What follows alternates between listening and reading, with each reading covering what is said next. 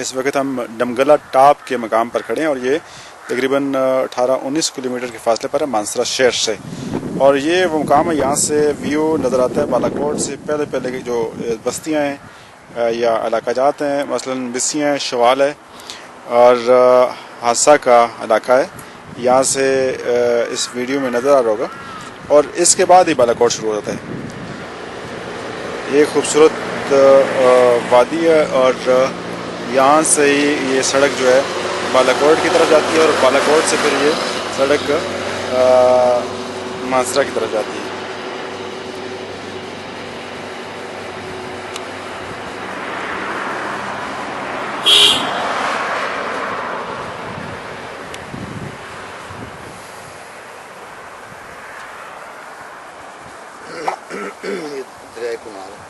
اور یہ جو پانی یہاں سے بالکل سامنے سے نظر آ رہا ہے بہتا ہوا کچھ دور سے، تو یہ دریائے کنہار ہے جو بالا کوٹ سے کے راستے نکلنے والا بڑا مشہور دریا ہے، اور اس کا پانی جا کر کشمیر کی ویلی میں دریائے نیلم کے ساتھ ملتا ہے، اور دریائے نیلم پھر دومیل کے مقام پر مظفر آباد میں دریائے جہلم کے ساتھ ملتا ہے۔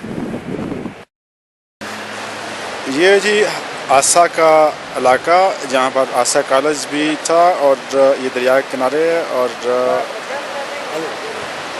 بالا کوٹ شہر سے 5 کلومیٹر کے فاصلے پر یہ قصبہ آباد ہے، اور اس قصبہ کے نزدیک ایک دوسرا گاؤں ہے جس کا نام ہے بٹکرل، اور بٹکرل کے رہنے والے ہیں جناب افتخار صاحب بتائیں کہ یہ اس ایریا کی جو علاقہ سامنے نظر آ رہا ہے دریا کے کنارے حادثہ حادثہ کی تاریخ کیا ہے، اور پھر زلزلے میں کس طرح یہ متاثر ہوا؟ زلزلے میں تو یہ علاقہ بہت زیادہ متاثر ہوا ہے جی۔ زلزلہ جب ہوا ہے تو یہاں اس کا ٹائم ایسا تھا کہ تمام لوگ یعنی کہ اپنے اپنے کچھ گھروں میں تقریباً لوگ گھروں میں تھے، کام پہ نہیں گئے ہوئے تھے۔ تو جب زلزلہ ہوا ہے تو اس وقت تو کسی کو کچھ سمجھ نہیں آ رہی تھی کہ کیا ہوا ہے، ہر طرف گرد و غبار تھی، اور جب سمجھ آئیے تو پھر یہ سمجھ آئیے کہ ہر آدمی جو ہے اپنے نفس و نفسی کے عالم میں تھا، کسی کی کوئی پرواہ نہیں تھی کہ کون کدھر جا رہا ہے کیا کر رہا ہے، ہر آدمی جو ہے ایک افراتفری میں تھا، اور کسی کو کچھ پتہ نہیں تھا کہ یہ کیا معاملہ ہوا ہے۔ تو تقریباً پورا دن 2-3 دن گزر جانے کے بعد بھی کسی کے ہوش و حواس اپنی جگہ پہ نہیں تھے کہ وہ کسی اپنے عزیز کا رشتہ دار کا پتہ کرے، کیونکہ ہر بندے کو اپنی اپنی پڑی ہوئی تھی، اور تقریباً ہر طرف جو ہے لاشیں ہی نظر آ رہی تھی، اور ایک چیخ و پکار ہی سنائی دے رہی تھی کہ ہر بندہ امداد کے لیے مدد کے لیے کسی نہ کسی کو پکار رہا تھا، کوئی کسی مکان کے نیچے تھا تو کوئی کسی دکان کے نیچے یا کسی گاڑی کے نیچے، تو ہر طرف لاشیں تھی۔ تو 2 دن تو ایک دو دن تو پہلے حکومت کی طرف سے کوئی بھی انتظامی امور نہیں تھے، نہ آرمی تھی نہ اور کوئی اس طرح کی ریسکیو تھی، کچھ بھی نہیں تھا۔ تو 2 دن کے بعد تقریباً آرمی آئی ہے، لیکن یہاں کے مقامی لوگوں نے، مانسیرا، بفا، ہریپور، عبدالآباد کے لوگوں نے بہت زیادہ تعاون کیے۔ وہ لوگ آئے، مقامی طور پہ رمضان بھی تھا اور روزے کی وجہ سے مشکلات بھی بہت زیادہ تھی، لیکن جو بھی جس تعلق سے آیا، کسی کا اپنا تھا یا جاننے والا تھا، تو ان لوگوں نے یہاں مکانوں کے لینٹر وغیرہ توڑ کے ان میں سے لاشیں نکالی، اور لوگوں کے لیے کچھ جو بھی آیا ساتھ میں کچھ کپڑے لے آیا، کچھ خوراک لے آیا۔ پھر 3-4 دن کے بعد جب آرمی ادھر آئی ہے تو اس وقت یہاں تقریباً لوگوں نے اپنی لاشیں وغیرہ نکال لی تھی، تقریباً 70% لوگوں نے لاشیں نکال لی تھی۔ تو جب آرمی آئی ہے تو پھر اس کے بعد یہاں امداد کا کام شروع ہوا ہے، جس میں بین الاقوامی ادارے بھی تھے اور یہاں کے لوکل ادارے پاکستان کے بھی تھے۔ تو پھر اس امداد کے بعد جو ہے کچھ لوگوں میں تھوڑا بہت تحمل آیا، اور تقریباً جو ہے امداد پوری تو لوگوں کو نہیں ملی ہے، لیکن ملی ہے کسی حد تک، کیونکہ جو خیمے انہوں نے دیے تھے، کسی کو اگر اس کی ضرورت تھی 3 خیمے، اس کو 1 ہی خیمہ ملا، لیکن یہ ہے کہ کچھ موسمی حالات اور ان چیزوں کو دیکھتے ہوئے لوگ کچھ تحفظ میں ہو گئے۔ اسی بات کو آگے جاری رکھتے ہوئے میں بات کرنا چاہوں گا جناب اقبال بنگش صاحب سے۔ اقبال بنگش صاحب، آپ جب زلزلہ آیا اکتوبر 2005 میں، اس وقت آپ ناروے میں تھے، ناروے میں تقریباً 30-40 سال سے آپ رہ رہے ہیں، آپ فوری طور پر ناروے سے پاکستان آئے, اپنا علاقہ یہ جو آسا آپ کا علاقہ ہے اس علاقے کی طرف آئے, تو آپ کے اس وقت کیا تاثرات تھے, کیا چیز دیکھی آپ نے اور آپ کیا امداد لگے؟ بعد میں آپ نے ایک بالاکوٹ ہیلپنگ ہینڈ کے نام سے تنظیم بنائی کہ تاکہ لوگوں کی مدد کی جا سکے, اور بالاکوٹ ہیلپنگ ہینڈ .com کے نام سے ویب سائٹ بھی چل رہی ہے. جناب آپ فرمائیں.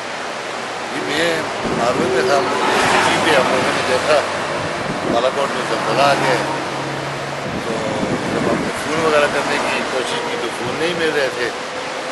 پھر ہم لوگ کافی دیر کے بعد ملے, پتہ لگا کہ ہماری فیملی کے کافی لوگوں کی ڈیتھ ہو گئی ہے. پھر میں اور مسز ہم لوگ تیسرے دن ہم لوگ آ گئے, تو جہاز میں ہی ہمیں ناروے کی NRCO کی ٹیم ہمیں ملی, وہ بھی ہمارے ساتھ آ گئے. جب ہم لوگ گاؤں میں پہنچے تو ہمیں اتنا اندازہ نہ تھا کہ یہاں پہ اتنی تباہی ہو گئی ہے, لیکن جب ہم گاؤں میں پہنچے تو ہمیں پتہ لگا کہ یہاں تو بہت زیادہ تباہی ہو گئی ہے, تقریباً 70% لوگ تو مر گئے ہیں. تو جب میں اپنے گاؤں میں پہنچا, میرے ساتھ جرنلسٹ بھی تھی ناروے کی اور فوٹوگرافر تھا. ہمارے پورے گاؤں میں ایک ہی ٹینٹ تھا, اور اس میں لیڈیز اندر بیٹھی ہوئی تھی, تو مرد حضرات باہر بیٹھے ہوئے تھے. تھوڑی تھوڑی سردی بھی تھی. تو میں اپنی والدہ سے ملا تو سب بس چیخو پکار ہی تھا ادھر. تو باہر جو مرد حضرات تھے ان کے پاس میں گیا, تو وہاں پہ تقریباً 10-15 لوگ بیٹھے ہوئے تھے, اور سب کا کوئی نہ کوئی شہید ہو گیا تھا زلزلہ میں. تو پھر جب میں ناروے سے آ رہا تھا تو دوستوں نے کافی میرے ساتھ ہیلپ کی تھی زلزلہ والوں کے لیے. تو پھر میں نے یہاں پہ وہ پیسے وغیرہ بھی تقسیم کیے, اور بھی میرے اپنے جو حالات تھے, تعلقات تھے یہاں, اس کی وجہ سے بھی کافی کوشش کی میں نے. لیکن امداد تو پھر بھی امداد ہوتی ہے, اس سے تو کچھ بھی نہیں ہوا.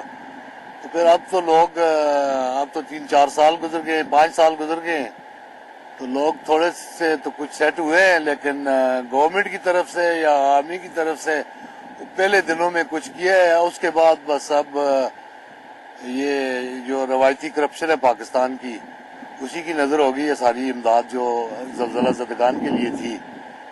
تو اب لوگ شیلٹروں میں رہ رہے ہیں. تو موسم یہاں کا یہ ہے کہ گرمیوں میں سخت گرمی ہوتی ہے, سردیوں میں سخت سردی ہوتی ہے. تو لوگ ہیں وہ چادروں کے مکان میں رہتے ہیں. تو بس کچھ حالات اتنے خاص نہیں ہیں, لوگ بہت پریشان ہیں. تو میں تو یہاں پہ ایک چیز سمجھوں, ایک بات بھی سمجھوں کہ یہاں مرنا بہت آسان ہو گیا ہے. جس آدمی کو بھی دیکھو وہ یا تو وہ ہارٹ کا پیشنٹ ہے, بلڈ پریشر ہے, شوگر ہے اسے, تو مرنا بہت ہی آسان ہو گیا ہے. یہ آپ نے بڑی جو مشکلات کی بات کی, آپ خود بتائیں کہ آپ کا لائے عمل کیا اور خواہش کیا مطالبہ گورنمنٹ سے کرنا چاہیں گے کہ جس طرح کے لوگوں کی مشکلات ابھی تک جاری ہیں, گزشتہ 5 سال ہو گئے ہیں تقریباً زلزلہ آئے ہوئے اور متاثر ہوئے لوگ, لیکن اب تک لوگ جو ہیں وہ پوری طرح بحال نہیں ہو سکے, آپ کیا مطالبہ کرنا چاہیں گے؟ جی ہمارا مین شہر جو ہے وہ بالاکوٹ ہے. ہم تو بالاکوٹ کے مضافات میں رہتے ہیں, ہماری برادری, ہمارا علاقہ, سب ہمارا مرکز جو ہے وہ بالاکوٹ ہے. تو گورنمنٹ نے اس کو ریڈ زون قرار دے دیا, اور ان کے لیے کہا ہے کہ آپ کو یہاں سے کوئی 20-25 کلومیٹر نیچے بکریال ٹاؤن ہے, اس کو نیو بالاکوٹ سٹی کا نام دے کر وہاں پہ وہ کہہ رہے ہیں کہ یہاں پہ کنسٹرکشن کریں گے, آپ لوگوں کو مکان دیں گے. لیکن ابھی تک کچھ سمجھ نہیں آ رہی ہے. وہ گورنمنٹ بھی اس میں ڈبل مائنڈڈ ہے کہ اس کو ریڈ زون قرار دیا جائے یا نہ دیا جائے, کچھ سمجھ نہیں آ رہی ہے. اور لوگ تنگ آ گئے ہیں اس امداد کا سن کے.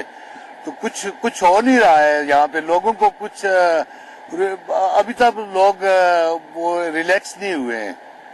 تو یہ سمجھ نہیں آتی ہے کہ کبھی کہتے ہیں جی وہ بکریال سٹی بنے گی, مضافات کو انہوں نے بالکل کلیئر کیا ہوا ہے کہ یہ ٹھیک ہے, اور بالاکوٹ شہر کو انہوں نے ریڈ زون قرار دیا ہے.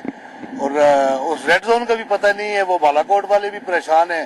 ہم لوگ ایبٹ آباد اور مانسہرہ یہاں پہ چلے گئے ہیں, ہجرت کر کے گئے ہیں, تو کرائے والے مکانوں میں رہتے ہیں. وہاں پہ ہمارے لوگوں کی اتنی آمدن بھی نہیں ہے. ہم تو یہ دیہاتی لوگ ہیں, ذمہ دار لوگ ہیں. تو یہ پورا علاقہ پہاڑی علاقہ ہے, تو وہاں پہ کرائے بھی بہت زیادہ ہیں, اور ظاہر ہے ہر چیز بازار سے لینی پڑتی ہے. تو یہ بڑا مشکل کام ہے ہمارے لیے.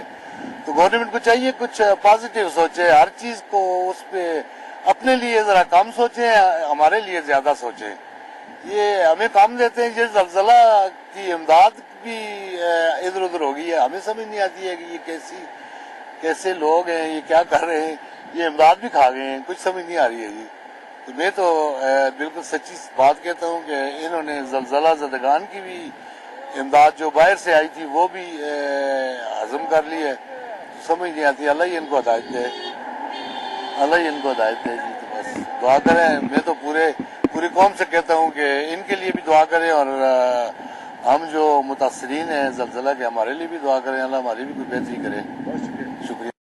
ये बालाकोट शहर के सामने कैसा है, इस इलाके का नाम गिरलाट है, और गिरलाट के बिल्कुल यहाँ पर सामने दरिया के इस पार एक मस्जिद नज़र आ रही है, और इस मस्जिद का नाम है मरकज़ी जामा मस्जिद सैयद अहमद शहीद बालाकोट। और ये मस्जिद ज़लज़ले में तबाह हुई है और शहीद हुई है, और ज़लज़ले के बाद दोबारा इसको तामीर किया गया इस मस्जिद को। बंगी साहब ये बताएं कि दोबारा इस इलाके के बारे में जी, ये कितना नुकसान हुआ इस ज़लज़ले में? और ये जी गिरलाट है, ये टोटली डैमेज हो गया था, बिल्कुल यहाँ पर कुछ भी नहीं था। अब सऊदी अरब वालों ने ये शेल्टर दिए, ये ग्रीन रंग के शेल्टर आपको नज़र आ रहे हैं, ये सऊदी अरब। ये पक्के घर नहीं है, ये शेल्टर है? पक्के घर नहीं है, ये शेल्टर हैं। तो यहाँ पे 2-2 कमरे और बाथरूम है, उसी में किचन, और उसी में 10-10 आदमी की फैमिली रहती है। तो कुछ भी तो कब तक ये सिलसिला जारी रहेगा? ये शेल्टर में रहेंगे लोग अपने? पता नहीं जी, लोग तो अभी तक आस में हैं कि सरकार मिलेगी, अपने मकान बनाए, अभी तक कुछ भी नहीं मिला है, इसी आस में बैठे हुए हैं। ये सारे आर्जी मकानात हैं? ये सब आर्जी मकानात हैं, और ये लोग यहाँ कई 100 सालों से रह रहे हैं। उनके अपने ये आबाई घर अपने आबाई गाँव है ये।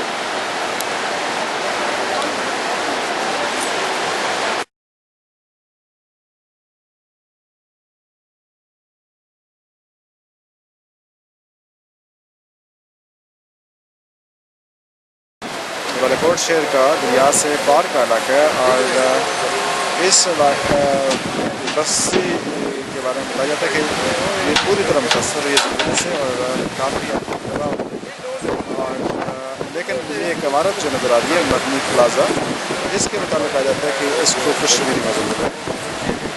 मदनी प्लाजा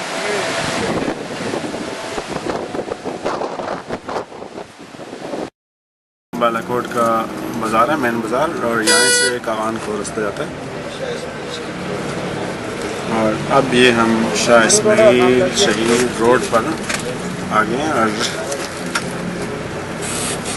यहाँ पर दुकानें नज़र आ रही हैं।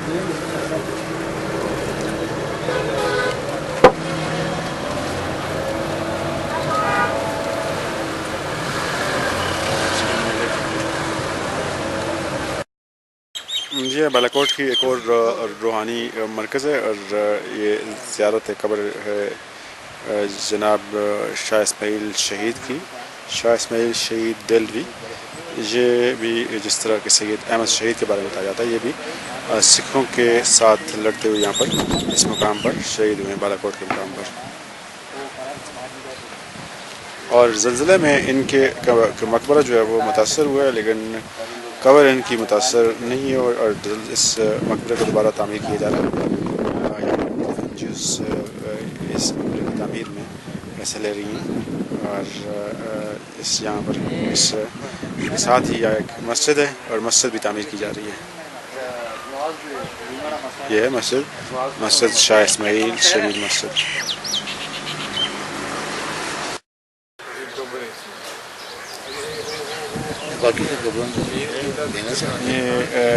ये ज़लज़ला से मुतासरीन अफराद की ये कब्रें हैं, कुछ बहुत से कब्रिस्तान हैं, उनमें से एक ये कब्रिस्तान है जो ज़लज़ला से मुतासर हुए, और ये फ़रीद ख़ान साहब के ख़ानदान की कब्रें हैं। और ख़ुद फ़रीद ख़ान साहब जो बालाकोट के चेयरमैन भी रह चुके थे, और बालाकोट के जो ख़वानीन हैं उनमें उनका बड़ा मुकाम था। तो इकबाल बगी साहब ये बताएं फ़रीद ख़ान साहब के बारे में, उनके ख़ानदानी पस मंज़र और इस ज़लज़ले में शहीद खान साहब मेरे फूफा भी है। ठीक है। और ये खाना बालाकोट है ये, اور یہ زلزلے میں شہید ہوئے ہیں. ان کے 2 بیٹے اور 2 بہو ہیں اور ایک بہت ہی شہید ہوئی ہے. کچھ شہید ہوئے ہیں اور بھی ان کے خاندان کی ایک بیٹی شہید ہوئی ہے اور ان کے 2 پوتیاں، ایک پوتی اور 2 دوتی شہید ہوئی ہیں. اچھا، یہ اس وقت جب زلزلہ آیا تو بہت ساری امدادی ٹیمیں آئی مختلف ملکوں سے، انہوں نے لوگوں کے ساتھ تعاون کیا، قبرستان کے حوالے سے بھی تعاون کیا، کھانے پینے کے حوالے سے بھی. تو یہ سامنے ایک بورڈ نظر آ رہا ہے کہ ترکش فاؤنڈیشن ہے اور ریڈ کراس کے بورڈ لگے ہوئے، سوسائٹی ریڈ کراس وغیرہ. تو یہ ان کے وہاں یہاں پر کیمپ تھا کوئی؟ یہاں پر ترکی والوں نے کیمپ لگائے ہوئے تھے، ٹینٹ لگائے ہوئے تھے اور یہ لوگ یہاں رہتے تھے. ترکی والوں نے کافی ہیلپ کی ہے. اور یہ جو بیکری کوئی بنائی ہوئی تھی سامنے کوئی، یہ بیکری تھی. یہاں سے وہ سارے تحصیل کے زلزلہ زدگان جتنی میں ان کو روٹی چپاتی مہیا کرتے تھے. یہ موبائل بیکری تھی؟ ہاں جی، یہ موبائل بیکری تھی. اس وقت ہم بالاکوٹ شہر میں، اور یہ وہ حویلی ہے جس کی مالکیت خان بالاکوٹ بھی کہتے ہیں، اور فرید خان صاحب اس حویلی کے مالک اور یہاں کے خان بالاکوٹ کے. لیکن افسوس سے کہا جاتا ہے کہ اس زلزلے سے 2005 کے زلزلے سے جس طرح کے اور بہت سارے لوگ متاثر ہوئے اور یہاں اس زلزلے میں شہید ہوئے، فرید خان صاحب اس دنیا سے رخصت ہو گئے. ان کے خاندان کے 6 افراد اس میں شہید ہوئے. اور فرید خان صاحب کے پوتے ہیں جناب عبدالعلی صاحب. ان سے پوچھتے ہیں کہ زلزلے سے ان کا خاندان کس طرح متاثر ہوا، اور فرید خان صاحب کے علاوہ اس بالاکوٹ میں اور کون کون سے سیاسی اہم شخصیات جو ہے متاثر ہوئی ہیں، لوگ شہید ہوئے. بسم اللہ الرحمن الرحیم. ویسے تو یہ جو زلزلہ ہے یہ انٹرنیشنل لیول کا ایک ڈیزاسٹر تھا. اس میں پورے پاکستان کے 5 اضلاع جو اس میں تباہ ہو گئے بالکل. لیکن اس میں جو خاص طور پہ جو تحصیل بالاکوٹ ہے اور اس میں خاص بالاکوٹ کا جو گاؤں ہے یہ بہت متاثر ہوئے. تو اس میں جو میرے دادا ہیں فرید خان صاحب، یہ جو 3 دفعہ یہاں پہ بلا مقابلہ چیئرمین منتخب ہوئے یہاں پہ، وہ بھی شہید ہو گئے تھے. اور اس کے علاوہ میرے یہاں پہ گھر میں 6 لوگ شہید ہو گئے تھے. تو یہ فیملی ہماری کافی متاثر ہوئی ہے. اس کے علاوہ ہمارے ایک چچا زاد ہی تھے نسیم بنگی خان، وہ مسلم لیگ نون کے تحصیل کے صدر تھے اور وہ صوبائی اسمبلی کے ممبر بھی امیدوار بھی رہے. وہ بھی شہید ہو گئے. ان کے گھر کے 3 لوگ شہید ہو گئے. اس کے علاوہ ہمارے جو سب کے ناظم تھے شاہ عالم خان صاحب، وہ بھی اس زلزلے میں شہید ہو گئے اور ان کی گھر میں 3-4 لوگ اور بھی شہید ہو گئے. تو اس کے علاوہ ہمارے جو سید قاسم شاہ صاحب جو کہ وفاقی وزیر بھی رہے ہیں، ان کے ایک بیٹے کی ڈیتھ ہو گئی تھی. اور ان کے ایک بیٹا جو اس وقت کے MP بھی تھا مظہر قاسم، وہ بھی شدید زخمی ہو گئے تھے. ان کی ٹانگیں متاثر ہو گئی تھیں اور ان کی فیملی بھی کافی متاثر ہوئی اس میں. عبدالعلی صاحب، یہ زلزلے سے پہلے جس طرح اس حویلی کا منظر تھا، یہاں پر لوگ آتے تھے اور لوگ اپنے مسائل کے حوالے سے رجوع کرتے تھے، کس طرح کا منظر تھا اور اس کے بعد پھر کیا ہوا؟ دیکھیں جی، پہلے زلزلے سے پہلے تو کیونکہ میرے دادا اس وقت بالاکوٹ کے ایک بزرگ اور کافی معتبر شخصیت جانے جاتے تھے. لوگ ان کی بڑی قدر کرتے تھے اور ان سے بڑی عقیدت رکھتے تھے. تو اس لیے ہماری اس حویلی میں لوگوں کے مسائل پہ بحث ہوتی تھی. وہ آتے تھے اپنے مسائل لے کے. ان کو یہاں پہ ایک جرگہ سسٹم ہوتا ہمارا، اس کے ذریعے ان کے مسائل کو حل کیا جاتا تھا یہاں پہ. اور وہ کافی مطمئن ہوتے تھے اور اپنے مسائل یہاں پہ حل کرانے کے لیے آتے تھے. تو یہ اس کے علاوہ کیونکہ وہ چیئرمین بھی تھے تو علاقے کے جتنے مسائل بھی ہوتے تھے یہاں پہ، کسی قسم کو پانی کا مسئلہ، راستوں کے مسئلے اور اس کے علاوہ جتنے مسائل بھی تھے وہ بھی یہیں پہ ہمارے گھر میں ان کی قیادت میں جو یہاں پہ جرگہ ہوتا تھا اس میں حل کی جاتی تھی زیادہ تر یہاں پہ. اقبال بگڑی صاحب، آپ یہاں پر تشریف لائیں ذرا سامنے جائیں. فرید خان صاحب آپ کے بہت قریبی عزیز تھے اور ایک متاثر کن شخصیت تھے. آپ جب زلزلہ آیا تو اس وقت ناروے میں تھے اور یہ اتنا بڑا صدمہ یہاں پر، جو کہ ایک بڑی شخصیت یہاں سے دنیا سے رخصت ہوئی، کس طرح لوگوں نے محسوس کیا فرید خان صاحب کی جدائی کو، یا اور جو لوگ یہاں سے اس دنیا سے رخصت ہوئے زلزلے میں؟ ہاں جی، فرید خان صاحب میرے پھوپھا بھی ہیں اور یہاں پہ میری بہن بھی، اس کی شادی بھی اسی خاندان میں ہوئی ہے اور میرے بہنوئی بھی شہید ہو گئے ہیں. میرے پھپھجاد بھی شہید ہو گئے ہیں. فرید خان تو اس علاقے پوری ویلی کے ایک باعزت شخصیت تھے. ساری دنیا ان کی عزت کرتی تھی, سارے لوگ ان کی عزت کرتے تھے. ان کے شہید ہونے کی سب سے زیادہ نقصان یہ ہوا ہے کہ اس علاقے کا بڑا آدمی شہید ہو گیا تھا, اور اس علاقے کو ایک دعاؤں والا آدمی, ایک ولی قسم کا آدمی, اس کو لوگ ولی سمجھتے تھے. خدمت گزار تھے, عبادت گزار تھے, اور وہ شہید ہوئے. اس سے کافی قوم کو کافی نقصان ہوا ہے, بالا کوٹ کے لوگوں کو بہت نقصان ہوا ہے. ایسے لوگوں کا خلا جو ہے پر ہوتے تو کم ٹائم لگتا ہے. کوئی ایسے لوگوں کا خلا تو ان کے بیٹے ہی پر کر سکتے ہیں, اور ماشاءاللہ وہ زندہ ہیں. ایک بیٹا ان کا بچ کے تھے اور وہ زندہ ہے, انشاءاللہ اللہ ان کو زندگی دے تو وہی پر کر سکتے ہیں. اور وہ بھی اپنے والد کے نقش قدم پر چل رہے ہیں, اور ان کی بھی اتنی عزت ہے ماشاءاللہ جس طرح ان کے والد صاحب کی تھی. اللہ ان کو بہت شکریہ, بہت شکریہ.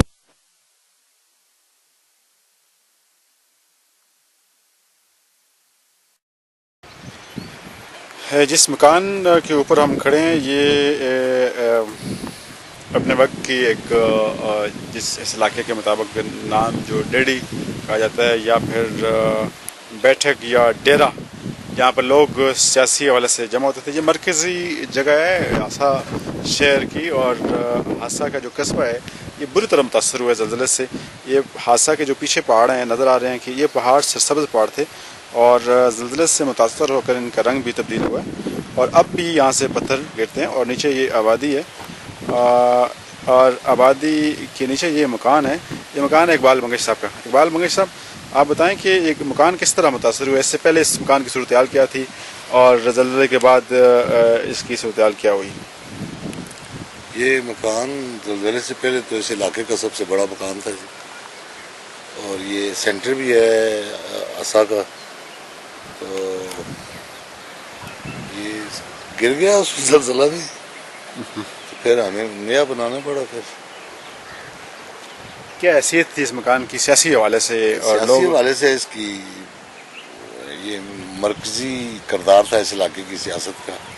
یہاں پہ بیٹھتے تھے. آپ زیادہ تر ناروے میں رہتے ہیں, آپ کے پیچھے میرے بھائی ہوتے تھے ادھر. آپ سے پہلے والد صاحب تھے, بھائی تھے, وہ اس کو مینیج کرتے تھے, میٹنگز وغیرہ اور سیاست ساری. اچھا, یہ سامنے جو نیا پورشن نظر آ رہا ہے یہ یہاں پر پہلے مکان تھا, گرے ہیں جی. یہاں پہ دو فلور تھے. سیکنڈ فلور بھی بہت خوبصورت تھا, ویل فرنشڈ تھے سارے. 2 فلور تھے, ڈبل سٹوری مکان تھا. جی ڈبل سٹوری مکان تھا. یہ آپ نے خود بنایا تھا؟ ہاں, یہ میں نے میرے بھائیوں نے مل کے بنایا تھا. مشترکہ مکان تھا خاندان؟ ہاں جی, مشترکہ ہمارا خاندانی مکان ہے. 2005 کے زلزلے سے لے کر اب تک جن مشکل حالات کا مقابلہ بالا کوٹ کے لوگوں نے کیا ہے وہ اپنی مثال آپ ہے. میں انتہائی شکرگزار ہوں جناب اقبال منگش صاحب کا, اور ان کے ساتھ افتخار صاحب کا, اور پھر کاشف دت صاحب کا, کہ اس تصویری فلم کو بنانے میں میرے ساتھ تعاون کیا اور بالا کوٹ آنے کا موقع دیا. بہت شکریہ. خدا حافظ.